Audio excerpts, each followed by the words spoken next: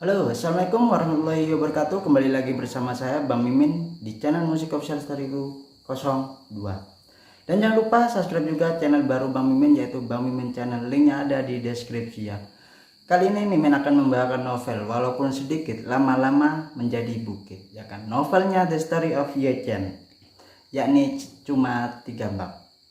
Nanggung ya sebetulnya. Ya nanggung sih sebetulnya. Dari sana juga nanggung. Jadi apa boleh buat, kita harus mengikuti dari sononya ya, daripada nggak update ya kan, sedikit lama-lama jadi bukit. Langsung saja bab 4198 hingga bab 4200, dimana Guoli yang sedang di ujung tanduk ya nyawanya ya, di tangan Ye Chen dan Bang Paujon. Langsung saja ke ceritanya, tapi sebelum itu jangan lupa like, komen, subscribe ya. Bab 4198. Setelah Guoli mendengar kata-kata Claudia, dia menatapnya dengan ngeri. Setelah ragu-ragu, sejenak dia tiba-tiba berlutut di depannya dan tersedak. Claudia, saya bingung untuk sementara waktu. Saya mohon tolong beri saya kesempatan untuk mereformasi. Selama Anda menyelamatkan hidup saya saat ini, saya tidak punya masalah dengan Anda. Kapan saya lakukan bagaimanapun, kita adalah saudara. Darah lebih kental atau saudara dekat daripada air dan minyak. Tolong lihat hubungan kita dan lepaskan saya sekali saja. Claudia bertanya dengan suara dinginnya. Guoli, tindakkah menurutmu konyol mengatakan hal seperti itu kepadaku? Kamu mengabaikan hubungan antara kita, hubungan darah kerabat, dan membunuh keluargaku yang terdiri dari 4 orang, dan sekarang kamu malu untuk meminta belas kasihan padaku.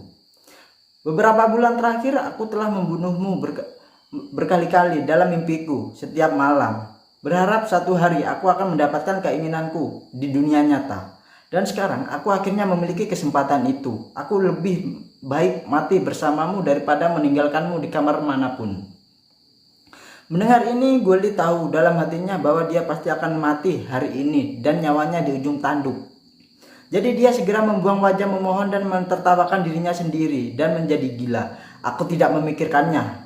Licik, pikiran yang kejam. Saya tahu ini sebelumnya. Saya seharusnya membunuh Anda pada hari pertama Anda akan kembali itu, untuk menghindari masalah di masa depan. Kesalahan adalah saya pikir Anda melakukan segalanya tidak tahu. Berbicara tentang ini, Guoli tertawa sedih menunjukkan bekas luka yang disamarkan di tangannya dan menghela nafas. Claudia, kamu benar-benar memperhitungkan semua aspek dan rencana kamu. Jika aku tahu bahwa wajahmu tidak terbakar, meskipun aku tidak akan membunuhmu, saya akan menemukan kesempatan untuk menjual Anda di masa depan nanti. Dengan wajah memikat Anda dan identitas putri mantan kepala kelompok Italia, Anda pasti akan dapat menjual harga yang lebih tinggi dari Liu Chauvel saat ini. Berbicara tentang ini, Guoli menghela nafas dan berkata dengan marahnya. Setelah semua itu, aku masih belum menghitungmu, gadis berambut kuning. Kemudian Guoli berkata, Claudia, aku bersedia mengakui kekalahanku. Dan aku tidak memintamu untuk menyelamatkan hidupku. Aku hanya memintamu untuk memberiku waktu yang baik. Bahkan jika kamu menembakkan pistol kepadaku, tidak apa-apa bagiku untuk mati. Claudia menggelengkan kepalanya dan berkata dengan seriusnya, cara paling adil yang bisa kupikirkan adalah membiarkanmu dibakar sampai mati oleh api, seperti orang tuaku yang pernah kamu bakar bulan kemarin. Merupakan satu-satunya motivasi bagiku untuk hidup beberapa bulan terakhir ini. Bagi Claudia, setelah keluarganya dibunuh secara brutal oleh Guoli, satu-satu motivasinya yang tersisa adalah untuk membalaskan dendam keluarganya terhadap Guoli. Jadi sejak dia kembali ke Vancouver dengan menyamar sebagai gadis yang dirusak oleh api di bagian mukanya, dia telah mencari kesempatan untuk membalaskan dendam keluarganya. Dia tahu bahwa Guoli sekarang adalah komando dari kelompok Italia dan dia dikelilingi oleh begitu banyak orang pada hari kerja sehingga akan sulit baginya untuk membunuhnya. Oleh karena itu, dia merencanakan rencana untuk mati bersama, menggunakan dirinya sebagai senjata untuk menukar nyawa Guoli. Namun sejak saat ini dia belum menemukan kesempatan yang cocok untuk melakukan balas dendam tersebut. Apalagi ketika selalu ada Lee Chauvel dan Bibi Lee di sekitarnya. Dia tidak ingin mengambil resiko dua orang yang peduli padanya saat ini. Selain itu, dia menghabiskan sebagian besar waktunya untuk membantu toko Li Xiaofen. Setiap kali Guoli muncul di depannya tanpa rombongan, dia pada dasarnya berada di toko serba ada. Jadi, Claudia hanya dapat menangguhkan rencana ini untuk sementara waktu.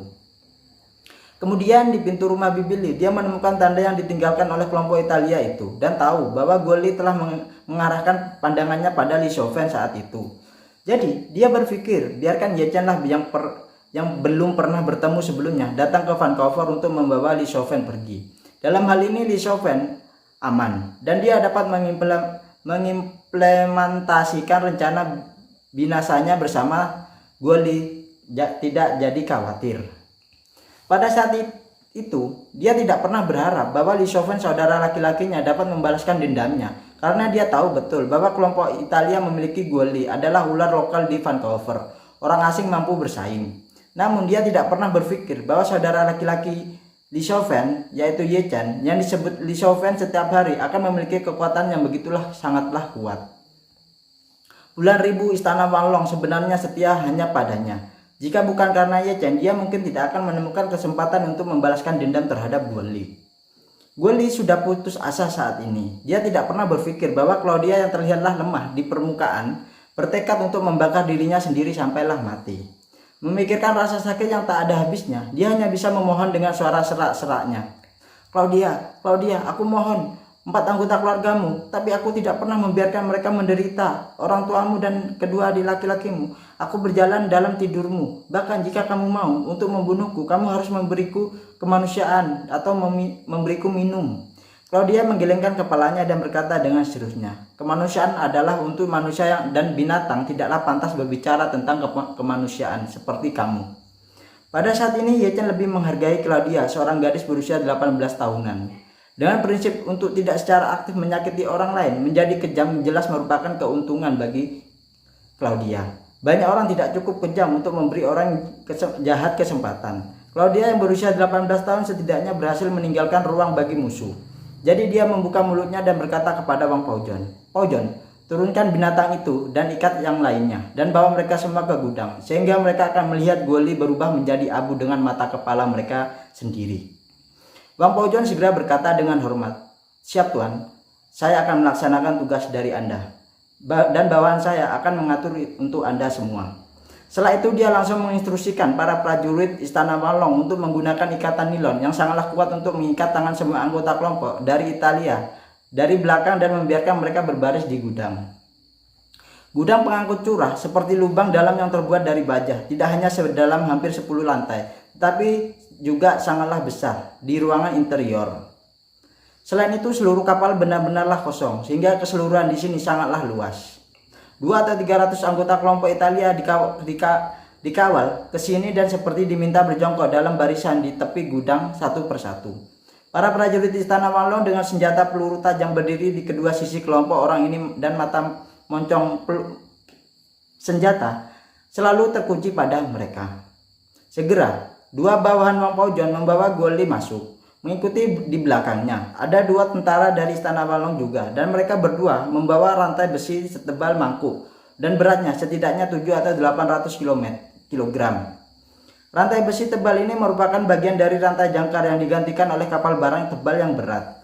Guoli dibawa ke tengah gudang dan 2 tentara di belakangnya menggunakan rantai jangkar mulai dari pergelangan kaki Guoli untuk melilitkan seluruh tubuh bagian bawah Guoli dengan erat di tangan rantai itu.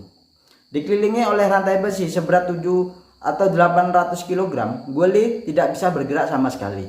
Dia juga menyadari pada saat ini bahwa ini mungkin tempat eksekusinya untuk dia. Pada saat ini Guoli sangatlah ketakutan sehingga seluruh tubuhnya terkoyak. Jika bukan karena rantai besi yang membungkusnya dengan erat itu, saya khawatir dia akan jatuh ke tanah sejak lama. Pada saat ini tentara lain dari Istana Wanlong masuk dengan tong minyak. Tidak ada bensin di kapal barang, jadi dia secara khusus turun dan memompa hampir 10 liter bahan bakar dari tangki bahan bakar Rolls-Royce milik Andre itu sendiri. Prajurit itu mendatangi Ye Chen dan bertanya dengan hormatnya, halo Master, apakah Anda ingin mulai sekarang? Ye Chen memandang Claudia dan berkata kepada Claudia, setelah kamu memikirkannya, kamu dapat memulai kapan saja Claudia. Setelah berbicara, Ye Chen berkata lagi, jika kamu berubah pikiran atau Anda tidak dapat melakukannya sendiri dan membutuhkan orang lain untuk melakukannya untuk Anda, beritahu saya kapan saja. Claudia berkata dengan tegahnya, saya tidak punya masalah. Bagaimanapun dia mengambil tong minyak dari tangan prajurit itu, melangkah maju ke Guoli dan memandang Guoli dan menuangkan semua cairan ke dalam tong minyak padanya tanpa ragu-ragu. Bau bahan bakar yang kuat membuat Guoli membasahi celananya karena ketakutan. Tetapi saat ini kencing di celana tidak ada gunanya. Dia bisa melihat niat membunuh yang terkoyahkan di mata Claudia itu. Dia sangatlah ketakutan sehingga dia berkata keras, Claudia, aku mohon, beri aku waktu yang baik dan tembak aku saja sampai mati. Aku mohon, jika kamu membakarku hari ini, nanti kamu akan hidup dalam bayang-bayang sepanjang hidupmu. Aku tidak ingin hati nuranimu akan disiksa siang dan malam di masa depan nanti. Claudia menggelengkan kepalanya dan berkata dengan tegahnya, aku ingin melihat ke depannya. Aku tidak ingin hidup dalam kebencian selama sisa hidupku. Setelah melihatmu terbakar menjadi abu dengan mataku sendiri, aku tidak akan membencimu lagi. Lagi pula, dia mengeluarkan pematik suara keras dari sakunya yang telah dia persiapkan selama berbulan-bulan. Ini pematik api favorit ayahnya ketika dia masih hidup. Ketika tutupnya dibuka, itu akan membuat suara benturan yang sangatlah tajam. Di masa lalu, setiap kali dia mendengar suara ini, dia tahu bahwa ayahnya merokok lagi. Jadi dia akan pergi ke ayahnya dan mengucapkan beberapa kata untuk ayahnya. Sejak ayahnya meninggal, dia telah membeli pematik api dengan model yang sama. Setiap hari ketika dia sangat merindukan orang tuanya, dia mengeluarkan pematik api ini dan mendengarkan suara yang dikenalnya dan menonton api yang berkelap-kelip dan mengingat saat dia bersama keluarganya waktu bahagia itu. Dia bahkan berencana menggunakan korek api yang luar biasa ini untuk mati bersama Guoli atau membunuh Guoli. Pada saat ini dengan lembutnya mendorong penutup logam pematik dan pematik itu berbunyi lagi. Suara renyah bergema di gudang kosong dan itu memiliki perasaan yang agak merdu. Pada saat ini Claudia merasa bahwa seluruh dunia melambat. Dia perlahan menggosok rol ramping di sisi pematik dan percikan api dari batu juga perlahan memuntahkan di matanya. Saat berikutnya percikan menyalakan gas yang terus dilepaskan oleh pematik api dan dengan kepulan nyala api yang ramping dan kuat muncul. Dalam cahaya api yang berkelap-kelip, melihat wajah Guoli yang benar-benarlah terdistorasi karena ketakutan yang luar biasa dan mendengar tangisan histeris Guoli, dia mengangkat kepalanya memalingkan mukanya dari nyala api tersebut, berbalik untuk melihat Guoli, tersenyum lega dan mengeluarkan tangan dan melemparkan pematik api ke arah Guoli itu. Dengan keras api menyala dari tubuh Guoli, sama seperti nyala korek api yang keras tadi. Itu langsung diperbesar berkali-kali. Tangisan tragis Guoli menjadi lebih kuat, tetapi secara bertahap menghilang. Pada saat ini Claudia sepertinya melihat penampilan orang tua dan dua adik laki-lakinya dari api yang mengamuk itu. Dia ingat cerita sebelum dia tidur yang diceritakan ibunya di samping tempat tidur ketika dia masih kecil. Gadis kecil malah yang menjual korek api. Dalam cahaya dan bayangan korek api, samar-samar melihat penampilan neneknya yang sudah meninggal. Air mata yang tak terkendali mengalir keluar membuat penglihatan kabur. Namun meskipun garis pandang di depannya sangatlah kabur, penampilan orang tua dan adik laki-lakinya menjadi lebih jelas. Dia melihat ibu muda tersenyum padanya. Ayah yang serius seperti anak kecil diam-diam menyembunyikan tangannya memegang rokok di bawah meja. Dan dua saudara muda berlari ke arah dengan penuh semangatnya. Pada saat ini dunia tampaklah berhenti di mata Claudia itu ya. Nah, itu untuk The Story of Ye Chen bab 4198 hingga 4200 ya. Dimana akhirnya Guoli tamat atau tewas atau is dead atau mutiar ya atau bongko ya itu ya. Tapi jangan lupa di subscribe juga bro ya. Terima kasih yang sudah mendukung saya, mensupport saya ya. Mohon maaf kalau tadi malam itu pembawaannya kurang greget atau gimana karena badan Mimin baru bener-bener sehat, jadi mohon dimaklumi ya. Semoga dengan ini kalian bisa menikmati ini ya, walaupun sedikit tapi lama-lama menjadi bukit. Oke, siap. Jangan lupa jaga kesehatan ya. Oke, sekian dari Mimin.